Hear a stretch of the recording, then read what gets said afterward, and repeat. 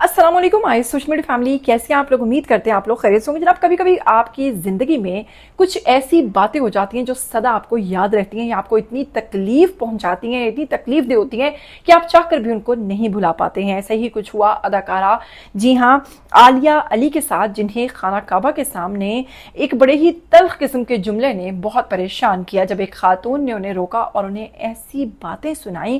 وہ باتیں کیا تھیں جو آج بھی عالیہ علی کو تنگ کرتی ہیں اور وہ آج بھی انہیں یاد آتی ہیں۔ اس تلخ حقیقت کا، اس تلخ تجربے کا ذکر کرتے ہوئے عالیہ علی نہ صرف پریشان ہوئیں بلکہ بہت ہی زیادہ دکھی بھی تھیں۔ خبر کی مکمل ڈیٹیل، عالیہ علی کون ہیں، ان کی مکمل بایوگرافی بھی آپ لوگوں کے ساتھ شیئر کریں گے۔ لیکن اگر آپ لوگ چینل پر نئے ہیں، آپ لوگ اس کو سبسکرائب کر لیجئے، بیل آئیکن کو پریس کر لیجئے، آنے والی ویڈیوز کے بارے میں آپ کو پتہ چلتا رہنا چاہیے۔ سب سے پہلے اگر ہم بات کریں، پاکستان کی معروف اداکارہ اور ماڈل ہیں، بڑی ہی بولڈ قسم کی ہیں، جنہوں نے متعدد ڈراماز میں اپنی اداکاری سے پہچان بنائی۔ اس کے ساتھ انہوں نے اپنے کریئر کا آغاز 2010 میں کیا اور مختلف ٹی وی چینلز پہ انہوں نے کام کیا ہے۔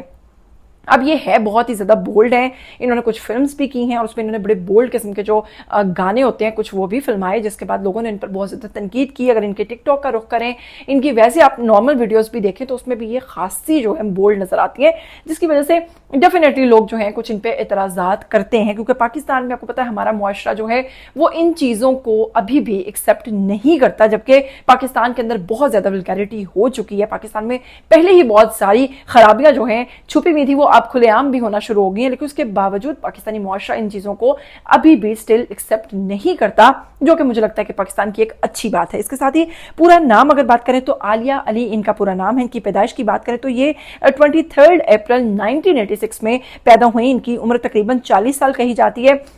لاہور ان کی پیدائش کی جگہ ہے۔ 2026 کے حساب سے قومیت پاکستان ہے اور پیشہ جو ہے یہ اداکارہ ہیں، ماڈل ہیں۔ تعلیم کی بات کریں تو انہوں نے BCom کر رکھا ہے۔ شوبز کریئر کی بات کرتے ہیں تو چلیے آپ کو بتاتے ہیں، عالیہ علی نے 2010 میں PTV کے ڈرامہ زندان جو ہے اس سے اداکاری کا آغاز کیا اور اس کے بعد انہوں نے کئی مختلف ٹی وی چینلز کے ڈراماز میں کام کیا اور اپنی منفرد اداکاری سے سوشل میڈیا کا دل جیتا، سوشل میڈیا فینس کا دل جیتا، اور اپنی منفرد اداکاری کے بعد یہ بہت ہی زیادہ بولڈ بھی ہو گئی، یہ میں ہمیشہ کہتی ہوں۔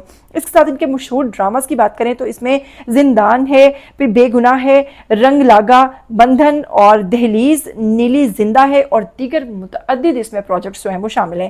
اب ان کی خاندانی زندگی کی بات کرتے ہیں تو عالیہ علی نے اپنی نجی زندگی کو میڈیا سے کافی حد تک دور رکھا ہے۔ ان کے خاندان کے افراد شوبز سے وابستہ ہیں یا نہیں ہے، اس چیز کا کسی کو کوئی علم نہیں ہے۔ اس کے ساتھ ہی معلومات جو ہیں وہ عوامی سطح پر ان کی کسی قسم کی کوئی دستیاب نہیں ہے۔ انہوں نے ماڈلنگ اور اداکاری دونوں شعبوں میں کام کیا۔ سنجیدہ اور محبت کرداروں میں یہ جانی پہچانی جاتی ہیں۔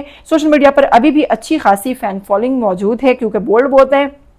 ان کا شمار جو ہے وہ ان اداکاروں میں ہوتا ہے جنہوں نے ماضی میں بہت ہٹ قسم کے ڈراماز کیے۔ آج یہ ان اداکاروں کی جگہ پر اپنی ایک خاصی پہچان رکھتی ہیں اور ان کی مختلف ٹی وی ڈراماز میں کام کرنے کے بعد وقتاً فوقتاً مختلف پروجیکٹس میں یہ نظر بھی آ رہی ہیں۔ اور اس کے ساتھ ہی جناب آپ کو بتائیں گے کہ اس وقت عالیہ علی کی ایک بات نے سوشل میڈیا فینس کو بہت پریشان کیا، جس میں انہوں نے کسی تلخ حقیقت کا ذکر کیا۔ انہوں نے کہا کہ جو خواتین ہیں وہ بات کرتے ہوئے بالکل بھی نہیں سوچتی کہ کسی کو جب بات کرنی ہے تو کس انداز میں کرنی ہے کہ کسی کو بری نہ لگ جائے۔ اور یہ بات آج کل کی میں کہوں گی کہ واقعی یہ عورتوں میں نا یہ بڑی برائی ہے کہ وہ بات کرنے سے پہلے سوچتی نہیں کہ وہ کیا بول رہی ہیں، کس مقام پر بول رہی ہیں یا کس جگہ پر بول رہی ہیں۔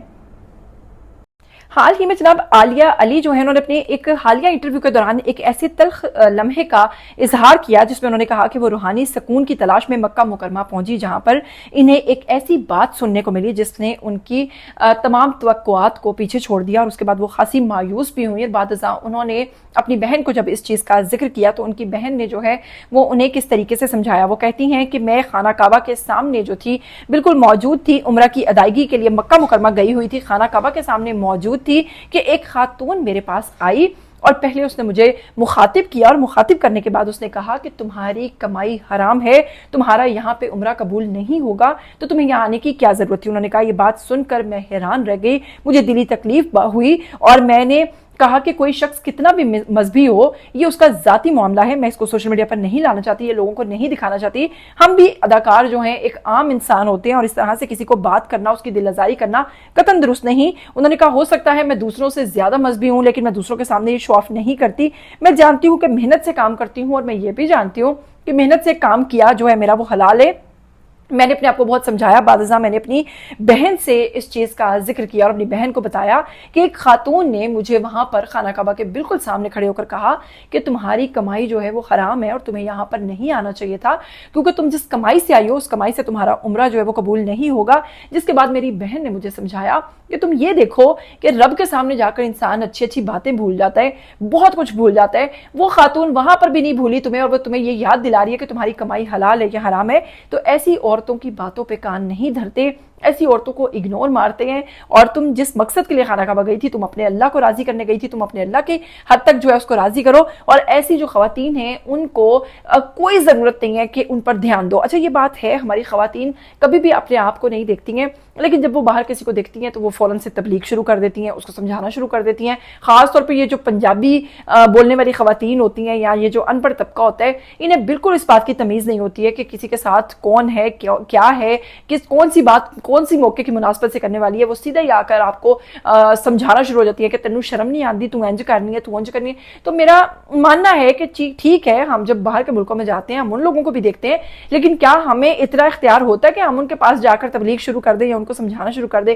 ہر انسان جو ہے وہ اپنی اپنی ذاتی زندگی جو ہے اسے لے کر چل رہا ہے، کسی کو بھی یہ تو اختیار نہیں ہے کہ وہ کسی کی بھی تذلیل کرے یا کسی کو بھی بات کرے۔ ہاں اچھے طریقے سے اگر کوئی قائل ہونا چاہتا ہے تو آپ اس کو ضرور قائل کیجئے، اسے سمجھائیے، لیکن بلا وجہ کسی کو تنگ نہیں کرنا چاہیے۔ بلا وجہ جو ہے یہ چیزیں تو اسلام میں بھی ہیں کہ بلا وجہ آپ کسی کو اکسا نہیں سکتے، کسی کو جبرن منا نہیں سکتے، تو ایسی چیزیں نہیں ہونی چاہیے۔ خیر خواتین جو ہیں وہ پھر کیا کریں کہ وہ باز نہیں آتی وہ ایسی حرکتیں کرنے سے، اور وہ کر کے ہی رہتی ہیں۔ اس کے ساتھ جناب آپ لوگوں نے بھی کچھ دن دیکھا تھا پہلے کہ وہ ایک خاتون جو تھی وہ ادھر مدینہ میں بیٹھ کر اندر مسجد میں اور وہ لپسٹک لگا رہی تھی۔ اب ایسی ایسی خواتین وہاں پر پہنچتی ہیں تو ان کے بارے میں کیا کہہ سکتے ہیں؟ خیر عالیہ علی کے حوالے سے آپ لوگ کیا کہنا چاہیں گے، اس واقعے کے حوالے سے کیا کہنا چاہیں گے؟ کیونکہ ڈیفینیٹلی پاکستان کے کئی ایسے اداکار ہیں جب وہ وہاں پر جاتے ہوں گے اور یہ لوگ ان کو دیکھتے ہوں گے تو سوچئے کہ انہیں کن کن باتوں کو فیس کرنا پڑتا ہوگا۔ اسی کے ساتھ مجھے دیجیے گا اجازت، پھر ملیں گے، ٹل دین ٹیک کیئر، اللہ حافظ۔